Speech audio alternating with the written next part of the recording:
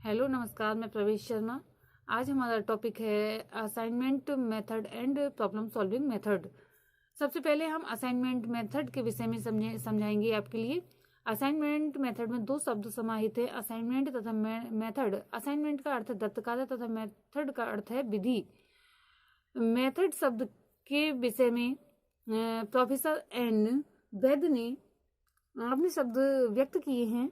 उन्होंने लिखा है, here it means method of delivering knowledge and transmitting of scientific teaching skills by a teacher to his pupils, their comprehension and application by them in the process of studying and learning। कक्षा में परिस्थिति के अनुसार एक शिक्षक को विधियों का चयन करना चाहिए, क्योंकि पढ़ाते समय स्थिति या परिस्थिति चेंज भी हो सकती है। इसलिए एक शिक्षक को विधियों की पूरी जानकारी होनी चाहिए। कहा गया है या ये सत्य है कि जिस प्रकार से सही रास्ते के अभाव में एक व्यक्ति अपने निर्दिष्ट स्थान पर नहीं पहुंच सकता, उसी प्रकार बिना उचित विधि के उपयोग के छात्रों को सही ज्ञान नहीं दिया जा सकता। अब हम सबसे पहले देखते हैं दत्त कार्य विधि। दत्त कार्य विधि में पहला पॉइंट है दत्त कार्य से आशय, concept of assignment. A job और type of work that you are given on an assignment in the war zone। शिक्षण प्रणाली में स्थायी अधिगम व्यवहारों का निर्माण करने में योग देने वाली दत्त कार्य नीति महत्वपूर्ण है तथा दत्त कार्य दैनिक पाठ्य योजना का मुख्य अंग है, जिसके द्वारा कक्षा की क्रियाएं संगठित एवं निर्देशित होती हैं। लियोनार्ड डगलस के अनुसार दत्त कार्य छोटे, लंबे, कठिन, सरल, सामान्य, भिन्न आदि हो सकते हैं। इसका संबंध पाठ इकाई आदि से विद्यालय में पूरे वर्ष रहता है। शिक्षण में सैद्धांतिक, प्रदर्शन तथा प्रायोगिक तीनों ही पहलू दत्त कार्य विधि द्वारा छात्रों को स्पष्ट किए जा सकते हैं। इसमें पाठ्य वस्तु के छोटे छोटे दत्त कार्य यानी कि असाइनमेंट्स में विभाजित कर उन्हें छात्रों को निर्धारित समय में करने के लिए दिया जाता है। छात्र आवश्यकता अनुसार पुस्तकालयों तथा प्रयोगशालाओं में कार्य करते हैं। शिक्षक समय समय पर निरीक्षण करता रहता है और उनकी कठिनाइयों का समाधान भी करता रहता है। छात्र अपने द्वारा पूरे किए गए दत्त कार्य का पूर्ण आलेख रखता है। दत्त कार्य की परिभाषा। तो दत्त कार्य किसी भी टॉपिक को या शीर्षक को छोटे भागों में विभाजित करके एक निश्चित समय सीमा में करने का कार्य होता है। नेक्स्ट पॉइंट है कैरेक्टरिस्टिक्स ऑफ असाइनमेंट, दत्त कार्य की विशेषताएं। प्रत्येक छात्र अपनी सामर्थ्य के अनुकूल कार्य करता है। शिक्षक को पर्याप्त मार्गदर्शन करना पड़ता है। छात्रों को स्वयं कार्य करने की आदत पड़ती है। छात्र अपने उत्तरदायित्वों को पूरा करने की आदत विकसित करते हैं। इस विधि में विषय वस्तु के सभी पहलुओं का समावेश रहता है। व्यवहारिक कार्य पर अधिक बल दिया जाता है। इससे छात्र जो है किसी भी विषय में या लिखने में निपुणता प्राप्त कर लेते हैं। अब हम देखेंगे दत्त कार्य के दोष यानी कि डिमेरिट्स ऑफ असाइनमेंट मेथड।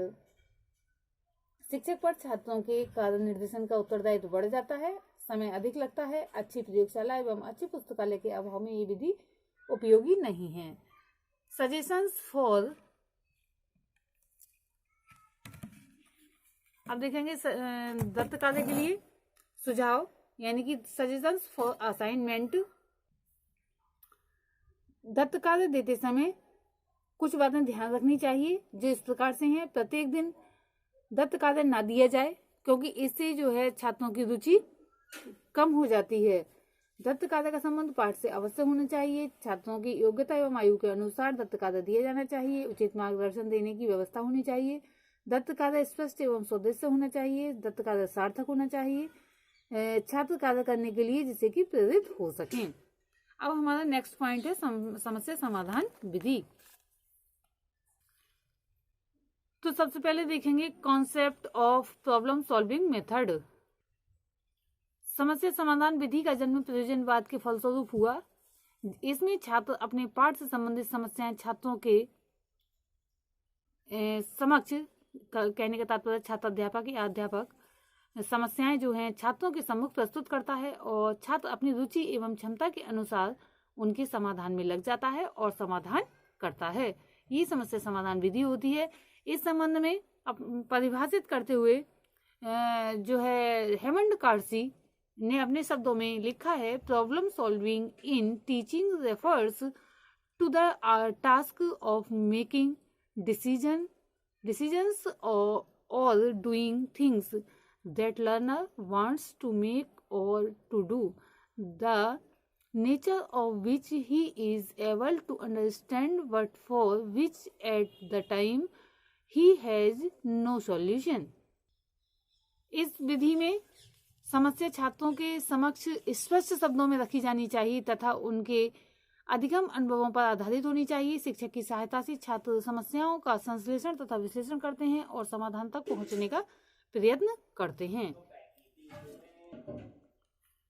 इस विधि के कुछ सोपान हैं जो इस प्रकार से हैं। समस्या का चयन, समस्या का प्रस्तुतिकरण, तथ्यों का एकत्रीकरण, परिकल्पना का निर्माण, समाधानात्मक निष्कर्ष पर पहुंचना, मूल्यांकन, कार्य का आलेखन। अब हम देखेंगे characteristics of problem solving method. छात्र समस्याओं का स्वतः हल करना सीखते हैं। इसमें निरीक्षण एवं तर्क शक्ति का विकास होता है। वे सामान्यीकरण करने में समर्थ होते हैं। वे आंकड़ों के एकीकरण, मूल्यांकन एवं निष्कर्ष निकालने की प्रक्रियाओं से परिचित होते हैं। नवीन संदर्भ में पुराने तथ्यों का प्रयोग करना सीखते हैं। मिलजुल कर कार्य करने की भावना जागृत होती है। ये प्रेरणात्मक विधि है। यह लर्निंग बाय डूइंग पर आधारित है। अब हम इसके देखेंगे दोष, डिमेरिट्स। समय एवं शक्ति का अपव्यय होता है। इस विधि में निष्कर्ष के गलत होने का भी भ्रम बना रह सकता है। इस विधि के प्रयोग के लिए योग्य शिक्षकों की आवश्यकता पड़ती है, क्योंकि योग्य शिक्षक नहीं होंगे तो समस्या का समाधान होना मुश्किल हो जाएगा। ये विधि जो है छोटी कक्षाओं के लिए अधिक उपयोगी नहीं है। किसी विषय विशेष के शिक्षण के लिए किस विधि का चयन किया जाए तथा शिक्षण के कौन कौन से उपागम जो है अधिक उपयोगी रहेंगे, इस विषय पर जो है शिक्षक को सोच विचार कर लेना चाहिए। प्रत्येक विधि में कुछ ना कुछ कमी तो होती है, लेकिन ये महत्वपूर्ण विधियां हैं। असाइनमेंट मेथड और समस्या समाधान विधि बहुत ही महत्वपूर्ण है, क्योंकि असाइनमेंट से उनमें जो है लेखन क्षमता का विकास होता है छात्रों में, और समस्या समाधान नीति से या विधि से वह स्वयं समस्याओं का समाधान करने की कोशिश करते हैं और उनमें ये आदत का जन्म हो जाता है और उन्हें जो है अपने अध्ययन कार्य में कभी भी समस्याएं उत्पन्न नहीं होती हैं। अतः एक कुशल शिक्षक को आवश्यक है कि इन विधियों का प्रयोग कुशलतापूर्वक करे। आज के लिए इतना ही, धन्यवाद।